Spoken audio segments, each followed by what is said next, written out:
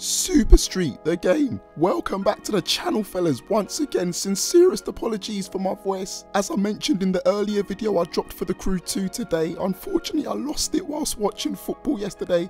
I'm a Liverpool fan, I was screaming and shouting, cheering my team on, and unfortunately we got humiliated, as you know. But nevertheless, this is part 2 of the developer interview I had when I had the opportunity to sit down and have a Skype conversation with Team 6, the makers, the development team behind Super Street the game. So without further ado, let's pick up from where we left off. Okay. And do we have like a dynamic weather system within the game? Or is it just sort of variable based on whatever the player chooses? Or is it just completely all one type of weather? I missed what? Oh, the weather. Oh, the weather. Oh, right. So we don't put in really extensive weather stuff at the moment. But you know, once again, the release process is the start. Okay. You know, we would love to put some stuff in there if that's something the community also really likes. Yeah, yeah. There are different scenes, you know, day and you know, really early in the morning, that kind of stuff. Okay. For those people who don't really have great internet connections, do we have an offline mode at all? Like, can the game be played off? It can. Yeah. Oh, awesome. Yeah, you can of course play the game single player offline, and also multiplayer. We have split screen mode, so you can play together with somebody on the couch, with one of your friends, for example. Like when we were looking at the current games, we totally missed a lot of games that provided the opportunity to play together with someone in the same house. So when a friend comes by, we think it's the best way to play a game is by playing it together. Yeah. So you can both grab a controller and just go back to the arcade days and actually just race against each other. So that's something we incorporated, also offline. Okay. And speaking of multiplayer, do you guys have, or will there be an online free roam section? Like, can we free roam with friends and whatnot? No. Would be cool, but no. No. No, it's more race-based. We have different modes you can play online. We can give more information on the radio station, which most those are. But you're able to play together with up to 6 people online and compete with each other. Okay, but those are just specific race modes, so to speak. Yes. Yes. Okay, fine. In relation to the different parts, so interior, exterior, what was the main inspiration for going so deep with customization? Because obviously a lot of us, like me, for example, what we would consider as the golden era for customization is obviously Midnight Club, Need for Speed, Most Wanted, Carbon, etc. Is that what you were looking at when you were doing your customizations, or was it more so the magazine that inspired you? I think it's a combination, right? You cannot do tuning customization when you have a game that's called Super Street. You know, that doesn't make sense. Yeah. So that was one of the pillars, and looking at the old days, like the Midnight Club, the Burnout Paradise, the Need for Speed Underground 1. If you take those classic arcades, you know, and the customization, and you mix them up, you know, it's a pretty good fit. Okay. Because obviously, I mean, that's... Sorry, go on. Also, of course, Super Street itself, when you look at the magazine, you know what it's about. Like, there's all these brands, of course, that are important for the fans. So when we were creating the game was also all about like what kind of parts, what kind of brands would the fans love to have. So that's why we made a whole big list, and we worked together with them and try to get as many important brands for people as possible. Which is really cool because a lot of those brands, really big ones, love the idea what we're doing at the moment with all customization. Yeah. And we got support from quite a couple of big ones, you know. They'll be doing their shares as well on social media. So we got over 70 aftermarket brands, you know, bigger ones, small ones, in a total over 500 different car parts. Yeah, I saw that, and that made my eyes pop out of my head when I saw that, 500. And that's been a lot of work. Yeah. From the beginning, you know, that was the one thing we were starting from, having the destruction in the back of our minds.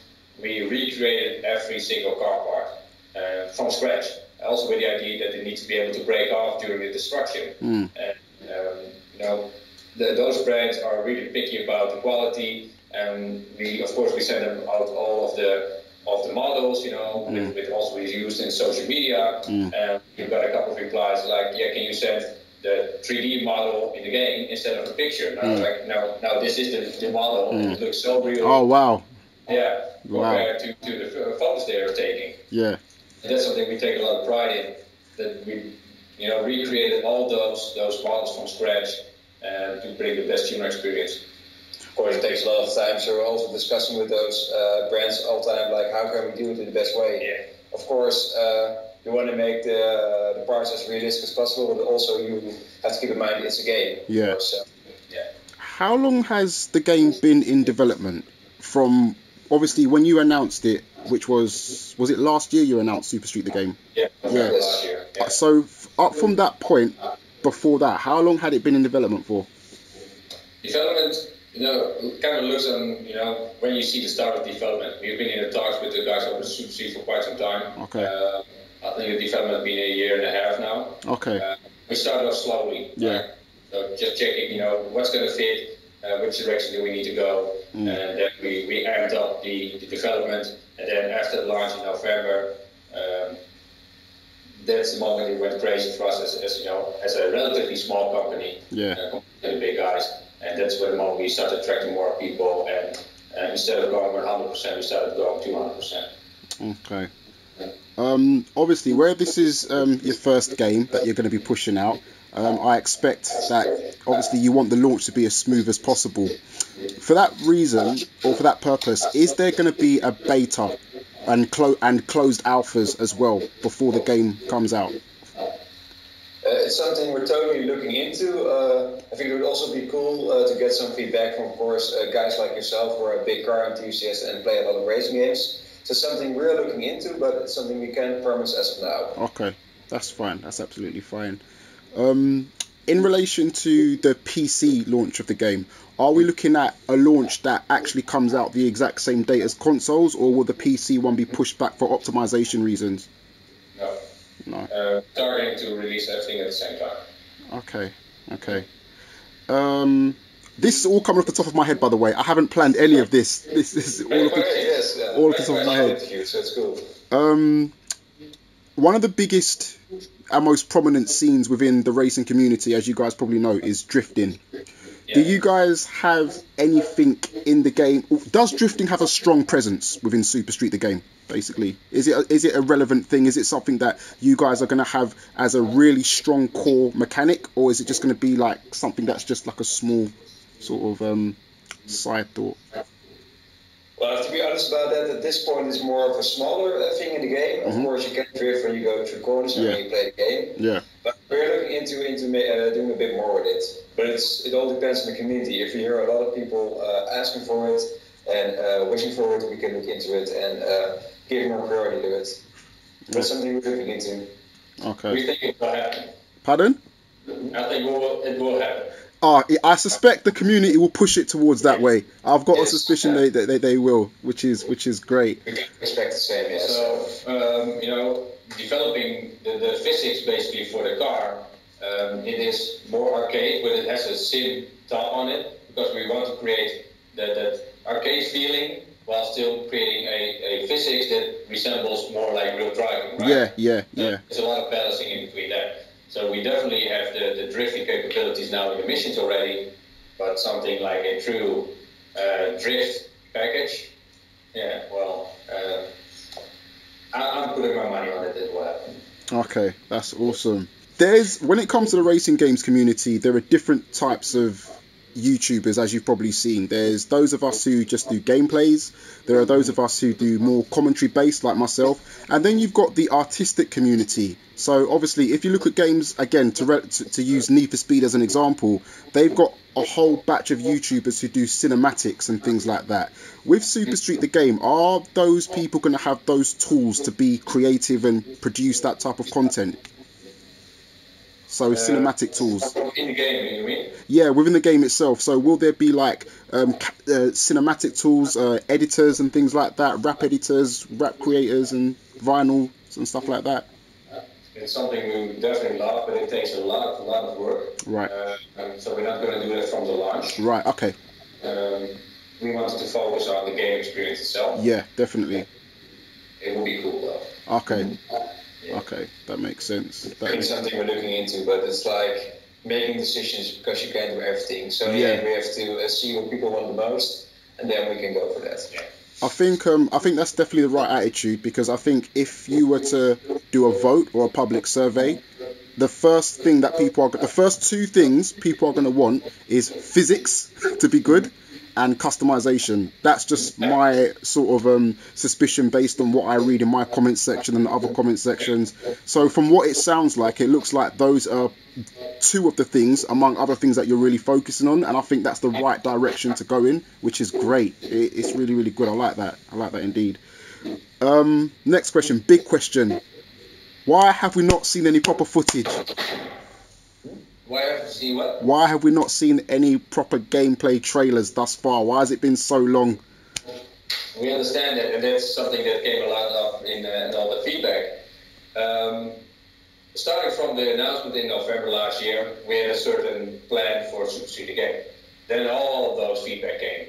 You know, everybody was enthusiastic, and like I said before, it almost scared us. Like, oh, you know, this is going to be something. And the guys over at Super Street, like, oh, we didn't expect so many positive reactions. So we basically did a step back, looking at our game plan, attracted more people, and started, you know, building the game even farther. Right. Bringing gameplay to you guys, well, we feel like it's too early in, you know, development again, because we, you know, changed up so much stuff to make it even much better. It would represent the game for the final stuff. Right. So that's one of our reasons why we decided not to do it. Okay. Also making trailers and making those kind of videos, it takes a lot of time and resource, of course. Yeah. At this point, we're putting everything we have into the game because we think that's the most important. Definitely. Of course, we can use the budget to make like enormous CGI trailers, for example, but in the end, we think the game and how it plays and how it feels is the most important. Yeah. So that's what we're focusing on. We don't want to spend $1.5 million like, you know, the crew does on making a trailer. Yeah. What you can see for 2 minutes, and it doesn't help the gameplay at all. Yeah. So we decided to put our money all in the game. Of course, the gameplay is the footage is being shot now at this moment. So the upcoming period, you know, will be showing off more gameplay to you guys for sure. That was the main reason for us. We didn't do it until now. Okay. Also, we share the release date, of course. So going up to the release date, we'll of course show a lot of the games so people can actually know what they can expect of the game. So we can also get feedback and yeah. That's awesome. That's really, really good. In terms of your in-game character, how exactly does that work? Is it a generic character that everyone is the same person, or do we get to create our own character? And do we actually get to see our character, or is it all first person? How exactly does that work? The character is you. Like when we created the game, we decided it was all about how it is for you as a car enthusiast to create the game. So when you get a scrap car, your rusty car, you slowly progress from there into more of a well-known racer player. So it's more about you as a player. So that you're not playing as a character or something like that. Right. Okay. And in terms of, I mean, I know you can't give too much away. I fully understand that. But just digging a little bit deeper into the way progression works in the game, is there any type of antagonist within the game itself, or is it just solely based on competition to competition? For us, it's, you know, you do the events, and you start, you know, from that event, we do different kind of missions, and that's how you progress within the game. Right, okay. That's our main focus. You start from nothing, you race up to the top. So in the end, nobody knows you, but when you grow bigger, more people, you will become a bigger racing entity in the world. Yeah. Right. Okay. We didn't want to put too much time into the stories because it's about you as a tuner. Yeah. Right? Yeah. And it's you know it reminds you of real life somehow, and that's the way we went into in that direction for the game. Okay. And in terms of the actual game itself, like, if, let's say, for example, someone gets to the end game and completes it within, I don't know, maybe a week, will there be, like, expansions, like event expansions later on down the line to keep people consistently playing? Or would it be a case of them just having to live off of the multiplayer section of the game once they've completed Super Street? That's a good question. For us, when we start to release the game, we don't have really big expansion at this point. Yeah. But continue to update the game, add more content, and I think that will keep it very interesting for the players as well to play the game. And that's one I think that's fun. If you complete the game and you maxed out your car, we have 7 different ones. You can tune it in a totally different way, right? Right. So it's interesting to grab from a large sedan, JDM car, to maybe a smaller car and start tuning that one. Right. So you have totally different kind of experiences as well. Yeah. On this topic of tuning, that's a really important one. How deep are we talking about when we talk about tuning? Because obviously tuning and customization, they go hand in hand, but they're obviously 2 separate entities, if that makes sense. So I guess we've seen one game come out, and again, I'm going to use the name Need for Speed Payback, where all you've got is 1 or 2 sliders, if that makes sense. It's not very complex. Obviously, it's easy to pick up for people, which is good in itself, but obviously the type of fan base that you've got coming to look at Super Street the game are probably people who are a little bit more deeper into what they would want. What type of tuning options can we expect? To answer your question, when developing the game, we wanted to make the game appeal to different kinds of audiences. So we wanted it for newcomers to be totally clear, you should be able to pick it up and play immediately. And more experienced players should be able to have a bit of some depth in it. Yeah. So it's also was there for the tuning, of course. So we wanted to make it visually very appealing. So for example, when you're tuning, you can see all the different parts that you can put in your car. For example, I think we talked a bit earlier about engine swaps. Something which I really like, for example, is when you tune your car, you can swap the engines, and you can basically see popping out. So you can see the engines, like Car Mechanic Simulator. Not that deep. More like a visual thing, how you can see pop up, and you can of course do some tuning to your engine. But how deep that exactly is something we'll have to share later. Okay. In terms of mobile support, will there be any type of application on mobile devices on iOS and Android that supplements the game itself at all? We've been looking into that. It's something very cool, but at this moment we're not focusing on that. Might also be something we might do in the future, but at this point in time, it doesn't work for us. Okay, that's brilliant. I guess the last question to ask is VR support. Is that something that you guys are going to be supporting on the game itself? And if so, how does that work? Of course, when we announced the game, we also shared that we had a VR demo. We have a separate VR demo of the game. It's not integrated into the actual game itself. In that VR demo, you can walk in the garage and actually see your car and how it gets modified. It might be something which we release later on, but not at the moment. At this point, it's not part of the game itself. Right. Okay. I guess that's pretty much it, to be honest with you. That's been fantastic. You've been fantastic. You've answered so many questions. Yeah. Saw your video, and of course you called us out to give more information. So we were to give more information. And of course, the release coming up, we wanted to share as much as possible about the game, and also show more about the game as soon as possible, so you can actually see how people like it and how people will like the game, of course. No, honestly, I'm so grateful for that. Thank you. So there you have it, guys. I'm not going to talk too much because I don't know how long my voice will hold out. But a couple of things I want to touch on really quickly. The first being that we have confirmation of an offline feature within the game. So the game can be played independent of an internet connection. Those of you who get annoyed when servers go down, those of you who might live in situations where internet connectivity may not be great, you'll be pleased to know that we can confirm Super Street the game can be played in offline mode. The second thing I was impressed about was their willingness to listen to suggestions from the community when I pressed them on the types of different drifting activity within the game. The fact that they're willing to listen to what you guys want, listen to your suggestions, and obviously try and build upon that bodes well for the future. So that's great. Anyway guys, if you didn't get a chance to watch part 1, I'm going to leave that link in the description box. I'm also going to leave that link as the first pinned comment at the bottom. So check out part 1 if you never got a chance to.